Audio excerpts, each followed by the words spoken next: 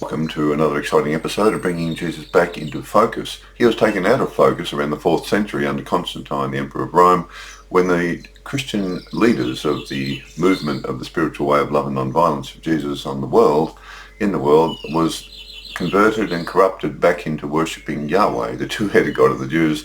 That was when all Christians became Judeo or Jewish Christians. They actually converted the Christians from worshipping this one beautiful, divine, loving, spiritual creator in the heavenly spiritual world of love, whose entire consciousness and mind is only love, as Jesus was and is, and was a child of love. They converted them back to worshipping Yahweh. Yahweh, of course, is a two-headed God. It's a dualistic religion, the Jewish religion. It is not monotheistic. It has one body called Yahweh with two heads.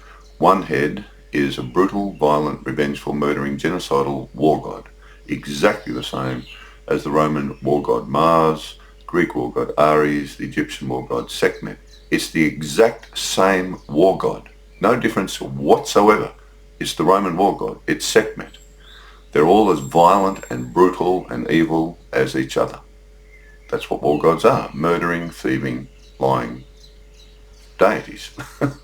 And the Jews went and slaughtered everyone at Jericho because this war god told them to go and do it. But they've also got another Yahweh, a God of love, your neighbour as yourself. Even a foreigner, treat them as a Jew and love them as a Jew. Now, of course, that's the Yahweh of love. It's a limited understanding of love, but it's there. Jesus cut the warhead off the body of Yahweh. He understood way beyond anything they understood that this singularity of this divine loving being is only love. This heavenly world's only love. Guess how you get into that heavenly world? Become only love. His description of the true source of our spiritual life is this. The loving spiritual creator's love is like the sun that rises on the good and on the evil equally. Like the rain that falls on the just and the unjust equally. She's kind to the ungrateful and the evil. Unless your love is as perfect as her love, or his love, if you're used to the male terminology, you will not enter her world. Now, they're Jesus' words, not mine, but I agree with him. If you're going to go into a world of love, you better become love. If you're divided between love and hatred, you can't get in. So my job as a follower of Jesus, born into the Jewish Christian Catholic Church, which I left when I was 16 because they were teaching a lie. By the time you reach the age of reason, of course, you can see the lie quite easily if you can think for yourself and not brainwashed. The Jewish God is not one God, and it's not the same God of Jesus. That's clear.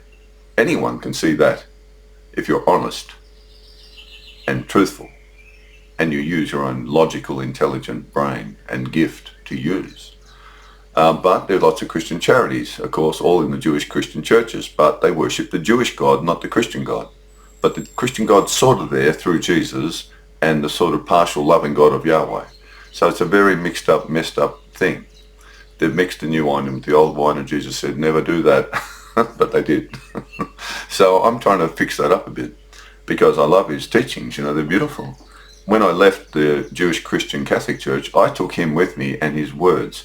And what's really interesting, as a child, I only ever zeroed in on his words, his parables. For somehow, heaven's blessing for me was that his words went deep into my heart and soul and never left. I wasn't the least bit interested in the Jewish religion, and I even wondered as a little child in church, why are they reading the Old Testament Jewish religion to us? Why are they doing that? We're not Jews. As a little child, my naive simplicity understood intuitively, we don't need that stuff. And the book of Revelations, blimey, once I read that, I thought, oh, wow, here's the cryptic crossword of a lifetime that'll keep you away from becoming like Jesus and teach you to worship the violent war god of the Jews. That's what the Revelation does. It's put there deliberately to take Christians away from Jesus and the loving creator in heaven to go back and worship the stinking, filthy war god, Yahweh one. All war gods are satanic. As Jesus said to the Jews, you are children of your father Satan. He was a murderer and a liar from the start, and you do the lusts and desires of Satan. They're his words in the Gospels. He's referring to the war god. He's not referring to the God of love that's there, the Yahweh of love. But he could never say Yahweh, and he never says that word in the whole Gospels. He can't, because there are two Yahwehs. You see, he couldn't say that word. He knew it was dualistic. He knew that. they would have killed him straight away if he said anything like that so openly. So he referred to it in the parables. And then finally they killed him because too many people were following him into the loving and peaceful non-violent way of the loving spiritual creator in the heavenly spiritual world. As is written in the Gospels, they were really frightened. They were all leaving the two-headed God of the Jews. So I've had to write a book, and I've published the Gospels, a new translation of the Gospels of Jesus Unplugged, which is available around the world. You can buy that. I don't use the word God the Father. For example, I use loving spiritual creator. I've cut out a lot of the Jewish overlays that have been put onto him, the apocalyptic stuff. That's all rubbish. That's lies. That's been put in there falsely. And I make sure the Greek interlinear originals are translated as correctly as I can understand, with the message of his main love and non-violence about how we have to become spiritual, and we've got two bodies. The Teachings of Jesus Unplugged is about to be published the first 2 weeks of 2026 around the world, and that's a much more powerful book where I do actually cut ties with the Jewish religion and the chains that are holding him, and I free him and the loving creator from the chains of the Jewish religion that have been wrapped around him for 1700 years from the corrupt church leaders at the time of Constantine. So it's all about love, though. It's all about there's a heavenly world. You still have to follow him to get there. That's all in the book. But none of the rubbish about this war god of the Jews. We don't have anything to do with that. I'm what you call a pacifist Christian from the original church that he founded. So you can email me, jcinfolks@gmail.com, and I can send you a book or post you a book with some costs for it and postage. Or you can buy them online soon anyway. That's the book there, and the basic back of the cover says, the spiritual teachings of Jesus are a universal calling to all human children on earth to awaken into our spiritual body and true identity of love and non-violence before our dualistic body and mind of the flesh dies and returns to the earth. Only our spiritual body and soul live on. We must prevent the dualistic mind of our earthly body of flesh from controlling us and become at one with our spiritual mind filled only with the loving life force of our loving spiritual creator. Then our two bodies, one made of the earth and one formed of spirit, can be in harmony and at one in purpose to bring the spiritual love and peace of heaven to earth for all children. Only true spiritual children of light and love can enter the heavenly spiritual world. All those children divided within themselves between love and hatred cannot enter. The words of Jesus can awaken and transform us.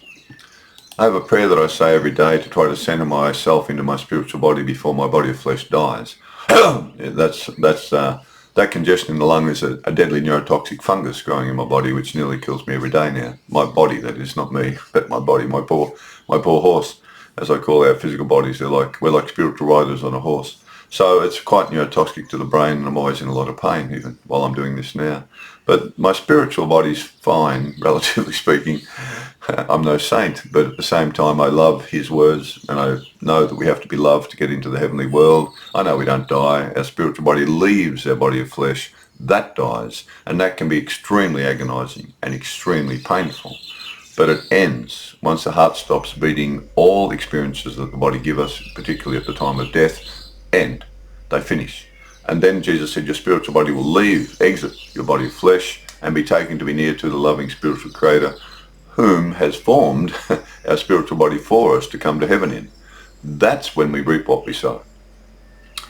You have to be, she's perfect love, so we have to be clean when we come into her presence because she is pristine, gold, untainted by anything, and everyone in heaven is just love. So you can't come in if you've got a gun in your hand like the armies, like the Satan's children. So I use the female word pronoun she for this divine being or God, simply because women give birth here on earth, not men. So why not think of this beautiful living spiritual creative life force as being female who gives birth to my spiritual body for me to come to this spiritual world that she's created, which is just heavenly and only filled with children of love. That's the only way you can get in.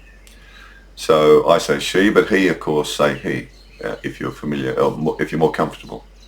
The other thing about the word she, it contains both the male and the female gender in the one word in the English language. He and she. This is the prayer I use to try to push myself into the spiritual body that I'm supposed to be in all the time while my physical body's in a lot of pain. It works, but the pain doesn't go away. As I rest upon this earth, the Holy One, she will give birth to who I really am, awakening me from clay and sand, a spiritual child of the divine, with only her love that fills my mind. To every creature I will be kind in every single land, for this is truly who I am, a spiritual child of the loving spiritual creator in the heavenly spiritual world, born out of the earth to bring her love to children in need and help guide them home to heaven as she has guided me, through the spiritual way and teachings that Jesus gave us to be just as he, a spiritual child of love on earth.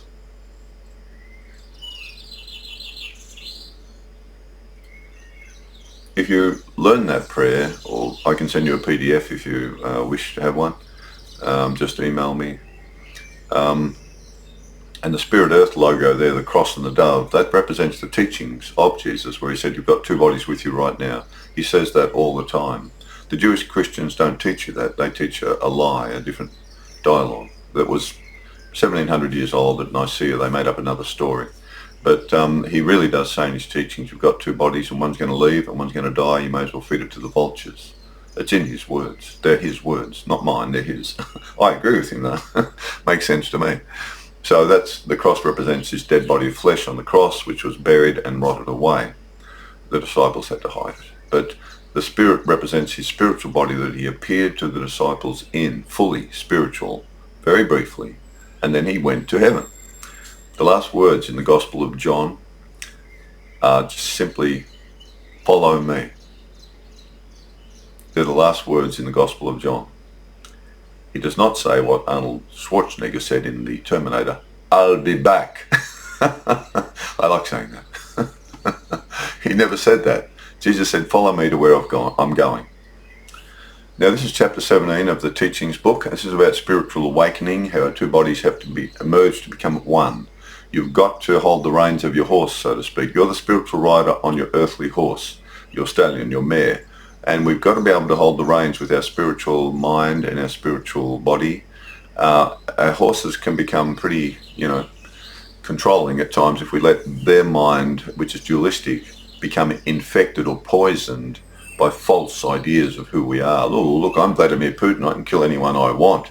Look at my horse, how powerful he is. Or Adolf Hitler or Netanyahu or any of the mass murderers, Hamas. All these killers, beasts of the flesh, they're not spiritual anymore. They're just beasts of the flesh, and all flesh dies, rots and stinks. So they worship death and they give death. They don't give life.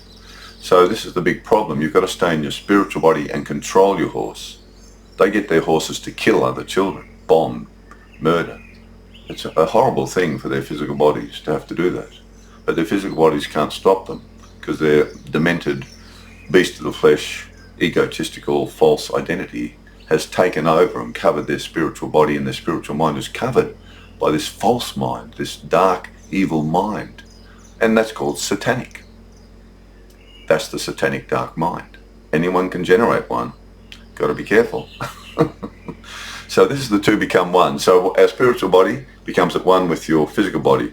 The interesting thing about horse riders, I've never had a horse. Well, there used to be horses here where I live, and a lot of the girls mainly had their horses. But when you see a wonderful documentary about a person and their horse, perhaps they're rounding up cattle or something like that, they're people who use their horse as part of their living.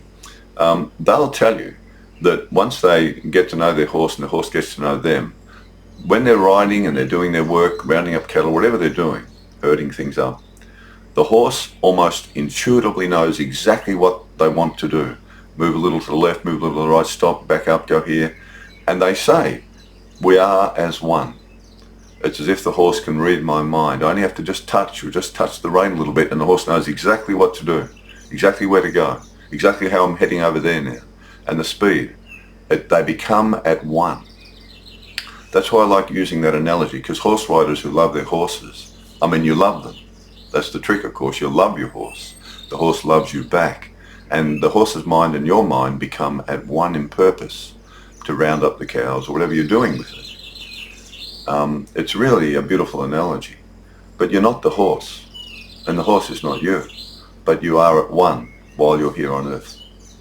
Spiritual awakening to become one. Jesus had to reveal to us that we have two very different forms of bodies in one human form. Without this understanding, we could easily get disorientated and end up living just as a beast of the flesh. They perfectly overlap, and we only see the body of flesh, but not the spiritual body. Our spiritual body can only be empowered by the loving life force of our loving spiritual creator in the heavenly spiritual world, while our body of flesh is empowered only by earthly elements. He then directs us to make our spiritual body and soul mind of love our primary identity, as it is eternal, and manifest the spiritual love through our body of temporary flesh. To do this, the two different bodies must become at one in purpose. His teachings explain how to achieve this. That's what he teaches. How to become spiritual and in charge of your horse. In control. In the Thomas Gospel, Jesus said to them, "When you make the two into one, when you make the inner like the outer, and the outer like the inner, and the upper like the lower, and when you make male and female into a single one, so that the male will not be male and the female will not be female, when you make eyes replacing an eye, a hand replacing a hand, a foot replacing a foot, and an image replacing an image, you will enter the heavenly spiritual world." Here Jesus is simply saying our two bodies must be as if they are one body, and the new identity formed from merging both in the image of our spiritual identity is beyond the biological identities for both males and females, and is heavenly, which he clearly states in the following. Mark 12, Jesus said, "When they are resurrected in spirit after the death of their body of flesh, they will neither marry nor be given in marriage, for they will have bodies like angels." That's your spiritual body that's going to leave your body of flesh, so get into it now. Please, hurry. Spiritual awakening involves bringing our body of flesh into perfect alignment, both mentally and physically, with our spiritual body and soul mind of love. This means all our thoughts, actions and words must come forth only from our primary spiritual identity of love, and then expressed in the best way we know how through our secondary identity of flesh. In this way, the two become as one in purpose, directed by the loving life force, flowing into and through our spiritual body from the heavenly spiritual world, to be manifested through our body of flesh. When children see our body of flesh and the good way we live, they are really seeing our heavenly spiritual body and soul mind of love as well. To achieve this, our physical life must be healthy in body and mind by caring for our body of flesh while following the normal, natural cycle of our earthly human life. If we maintain a good balance of work, exercise and relaxation, eat well and avoid unhealthy foods or drinks, do not consume dangerous substances that can damage our bodies and minds, and get adequate restful sleep, our body will be ready to share and manifest our spiritual love to our family and others. Like a car you maintain in good running order, so your spirit inside the car can take hold of the wheel and direct it to take you to anyone you wish to share your spiritual love from heaven with. Our spiritual body and soul mind of love must also be healthy by caring for it in the same way we care for our body of flesh. We should only listen to and take in healthy words and advice that strengthen our spirit and soul, and avoid all unhealthy temptations to do the opposite that could damage our spiritual life. We also need to maintain a good balance between performing spiritual works and time to be alone with our loving spiritual creator and spiritual teacher Jesus and his words to recharge our spiritual batteries. We often see Jesus going away from towns into the countryside and nature to talk with our loving creator by himself or with the disciples, away from all the man-made distractions. I believe this is a vital spiritual practice for all spiritual children in cities or large towns, so we do not burn out and get a break from the ever-increasing chaos, noise and stress of city life. We may also need a break from the collective consciousness of others who may not be very spiritually minded to strengthen our nexus with heaven, our connection. So with both our bodies on a good healthy path, one earthly and one spiritual, we can study the words of Jesus, contemplate their meaning and begin applying them to our life to transform the way we think and live, which will awaken us fully into our spiritual butterfly identity before our caterpillar body of flesh dies. Of course, the caterpillar-butterfly analogy is a beautiful, perfect spiritual analogy of the two bodies. The butterfly body is inside the caterpillar body, but you don't see it until it dies. Then if successful, if we're successful when our caterpillar body dies and our butterfly is alive and well with the spiritual loving life force, we've already lived out of it already before the caterpillar dies, our body of flesh, we can fly away. So then if successful, we just fly away after we pass through the death experience of the body of the flesh and are born again fully into our spiritual body and soul mind of love as Jesus was. We will all then be spiritual children of our loving spiritual creator in the heavenly spiritual world, the same as Jesus. He brings those dead to their spirit back to life through understanding his words of spiritual love and non-violence. The basic characteristics of a spiritual child: we cannot see our spiritual bodies of love with our eyes of flesh to see what they look like. So we have to discover what it is like to experience being in a spiritual body of love instead, and wait to see what they look like after we leave our body of flesh. We do this by listening to the teachings of Jesus, contemplating them, understanding their meaning, and implementing them in our daily life to come alive to our spiritual body and soul mind of love. This is how we awaken to our true spiritual identity, as well as seeing the living example of the spiritual life of Jesus in action that shows us the eventual fullness of our own awakened spiritual life and character. It is more important to know who you are than what you will look like. Once we awaken to our spiritual life, we can easily relate to the general list of our spiritual characteristics that Jesus describes amongst his teachings that make us spiritual children of our loving spiritual creator. Then we can look into the deeper explanations found in his parables and other specific spiritual dialogues to gain an even stronger understanding and belief in his spiritual way of love. The general list includes the following: be merciful, have a pure heart and soul, be peacemakers and pacifists, always forgive everyone who hurts you, be generous and share from your abundance with those who have none, do not worship money, material wealth, or earthly power. Always be aware of all the various ways in this dangerous material world that can cause your spiritual downfall and avoid them. If you do fall down and stumble into wrongdoing, just acknowledge it honestly to yourself, feel remorseful for doing it, and say sorry to our loving spiritual creator and strive to not do it again. She always forgives her children who are truthful about their life, and her love flows back into them as warm and beautiful as ever. Always hold our loving spiritual creator, the heavenly spiritual world, and the way that leads us there above all else in this material world. Be heavenly while passing through this earthly world. Do not be arrogant but humble like a little child, and treat everyone as a friend. Love your neighbour as yourself, and even show love to your enemy. Do not be a hypocrite by pointing out the faults of others, but avoiding looking at your own faults. Condemn not, and you'll not be condemned. Judge not, and you'll not be judged. Become a spiritual light to those children lost in their own darkness. Become selfless and enjoy serving others in need with our loving Creator's loving life force in you. Perform as many spiritual good works for other children as you can. Help to bring those dead to their spirit back to life by your example and sharing the spiritual way and teachings of love with them that lead us to the heavenly spiritual world. Remember the divine spiritual law of reaping as you sow, and only sow good seeds of love. Never pick up a gun or join any military force in the world.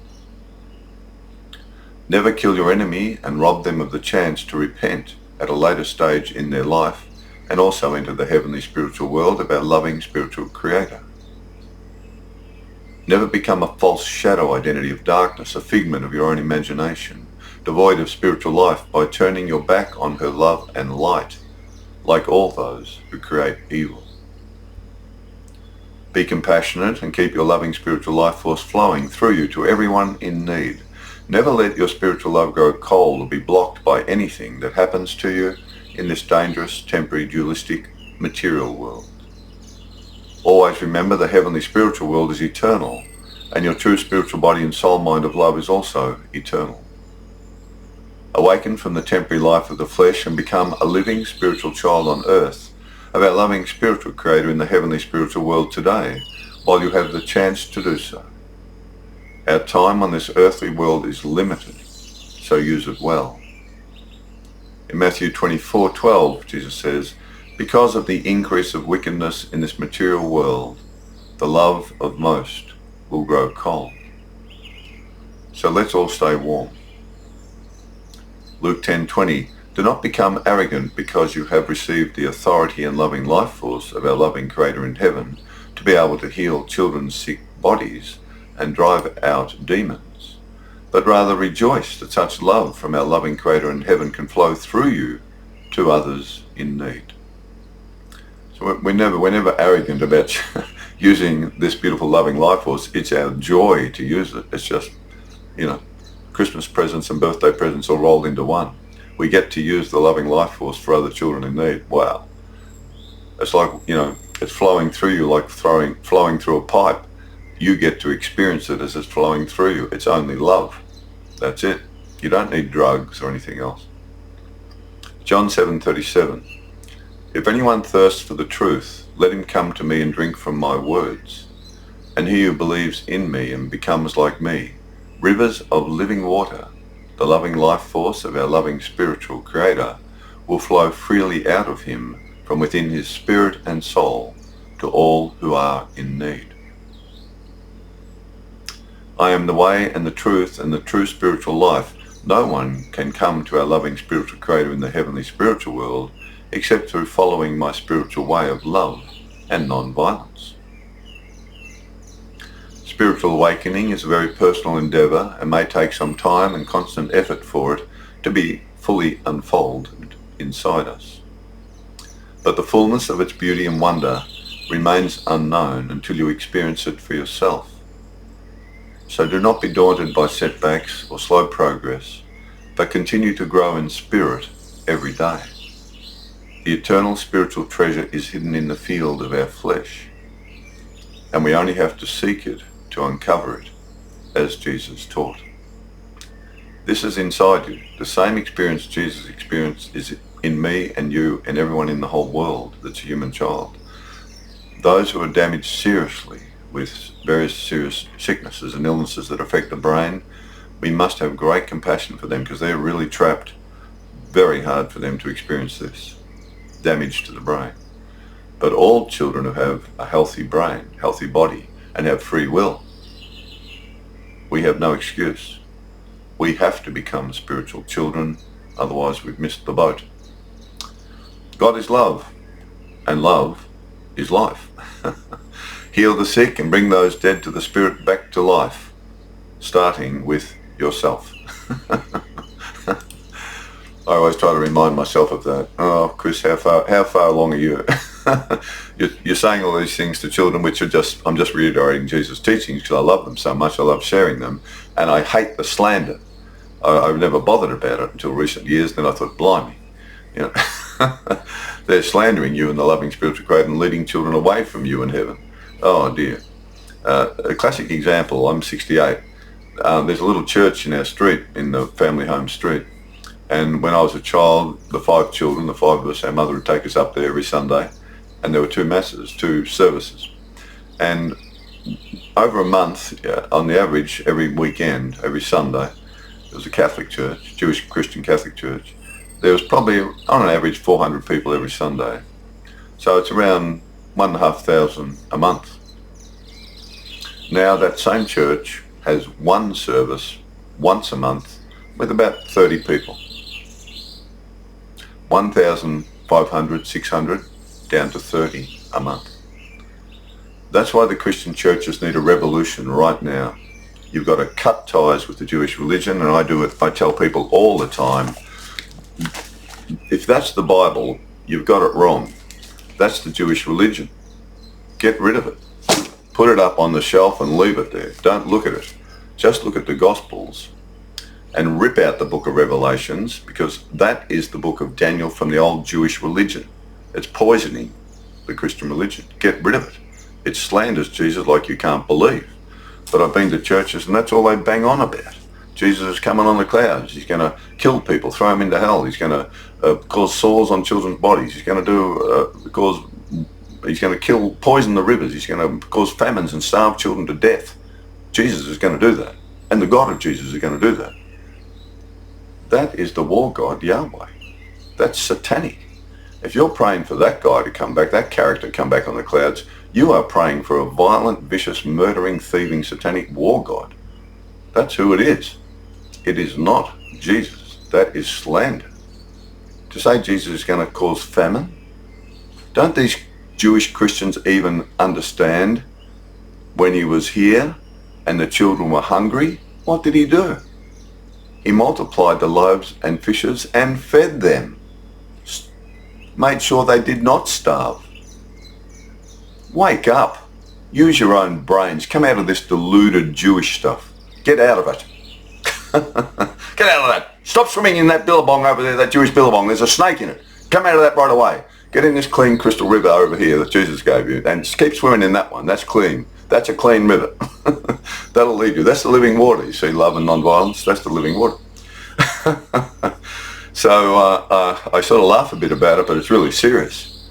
They're destroying, the avenue to heaven through Jesus and his beautiful way of love. They've still got the charities and things like that, the Jewish Christian churches, they all have, generally speaking, which is beautiful. But that's Jesus, you see, and the loving spiritual one. It's not Yahweh. So anyway, I'm doing my bit. I'm out there like John the Baptist in the wilderness. A lone voice in the wilderness. But join in. Get on YouTube if you've seen this. Get on YouTube and say, I was a Jewish Christian and I realize now that Yahweh is not the God of Jesus. Get on YouTube and do it. Just put it out there. The more of us who do it, the more pressures on these Jewish Christian churches to stop slandering Jesus and to cut ties with the Jewish religion. Just cut all ties with it. If you don't know what the violent war god of Yahweh is all about, just look at what the Israeli Zionist Jews are doing on the West Bank and Gaza in the name of their war god Yahweh. They're on YouTube saying Yahweh's going to give us all this back. Yahweh's not giving it back. They're murdering and stealing the land, which is what they did at Jericho in the Old Testament. It's a war god. Same as Mars, same as Sekhmet, same as Ares. They're all the same. Satanic, murdering, thieving, lying war gods, as Jesus himself said that they were following another god. They've got to stop doing it. So anyway, that's it. But get on YouTube and if you agree, get on YouTube and back this up. Back it up. The more of us who speak about it, I've written these books about it, because I want to free Jesus and the loving spiritual creator from the Jewish religion. I want to free them. They're captured by it. They're chained by it. That's my sort of calling now as a gardener. But now that I've become seriously ill with this fungal thing, this is about all I can do now, but I'm happy to do it. I never thought I'd have to defend Jesus and the divine loving spiritual creator who's created my spiritual body of love and mind of love. But here I am, doing just that. Anyway, please join in. The more of us who were once in the Jewish Christian faith but have left, get on YouTube, any podcasts, whatever, who discuss these things, and start saying the Christian churches have to cut ties with the Jewish religion. The Bible should only be the Gospels, the letters, not the book of Revelation. That is the book of Daniel. It belongs in the old Jewish religion. They can have that schizophrenic God if they want to. That's their problem. They've got to get out of that. They need some rabbis to change. They need some rabbis to rip out all the references to the war of God and start a new branch of the Jewish religion. That's what they need to do. Because there is some love there, but there's love in the Quran, there's love in Buddhist teachings, there's love in the Bhagavad Gita. Love's all over the place. But Jesus had a perfect love, and so did Buddha. Pacifist, non-violent, treat everyone the same. They both had a clear light-mind experience of enlightenment. That's what it's all about.